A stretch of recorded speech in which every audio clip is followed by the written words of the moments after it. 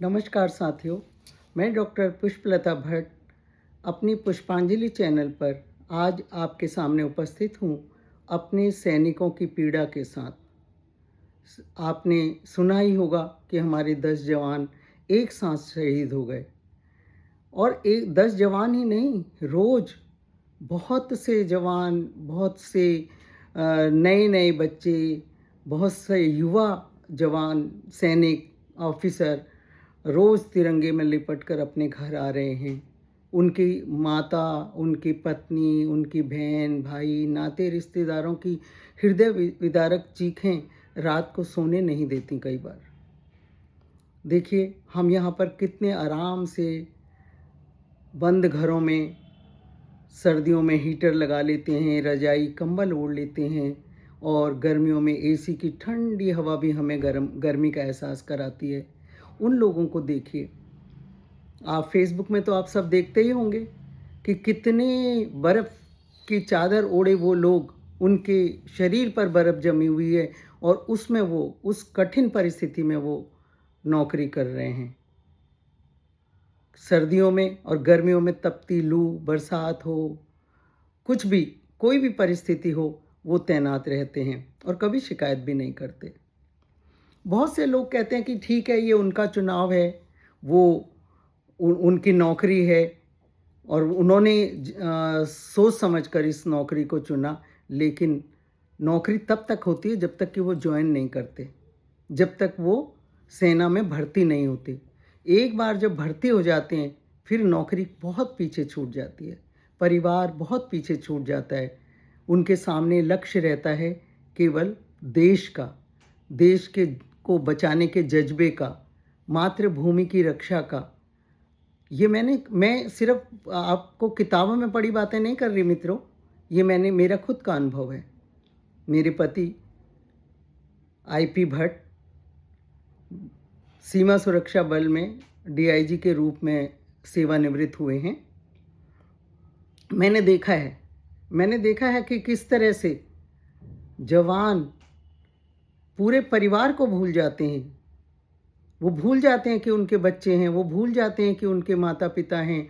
बहुत बार ऐसा होता है कि मेरे खुद के पति, मेरी सास की मृत्यु हुई, मेरे ससुर की मृत्यु हुई, वो उनके अंतिम समय पर उनके साथ नहीं थे।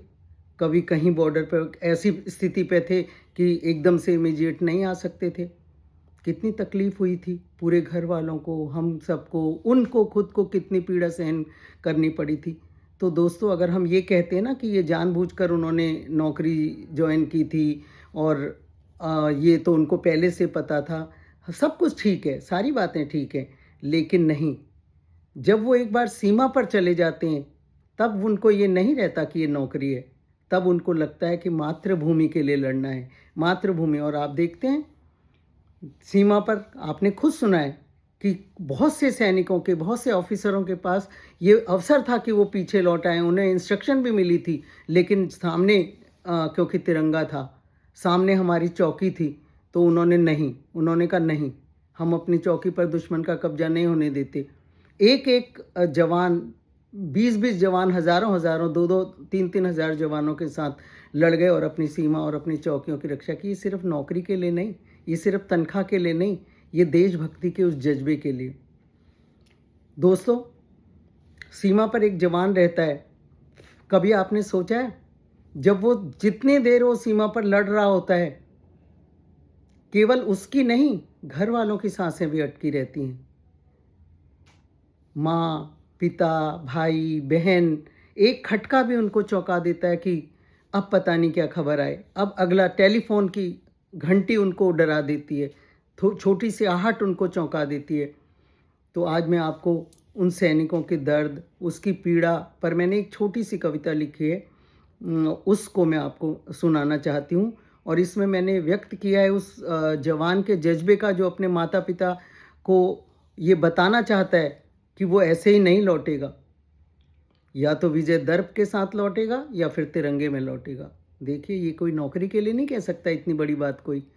और उधर घर वालों का क्या हाल होता है, एक एक पल उनका कैसे गुजरता है, वो देखिए। इसमें मैंने किया, घर लौटूंगा माँ। सीमा पर तैनात आज मैं बिगुल बजा है युद्ध का।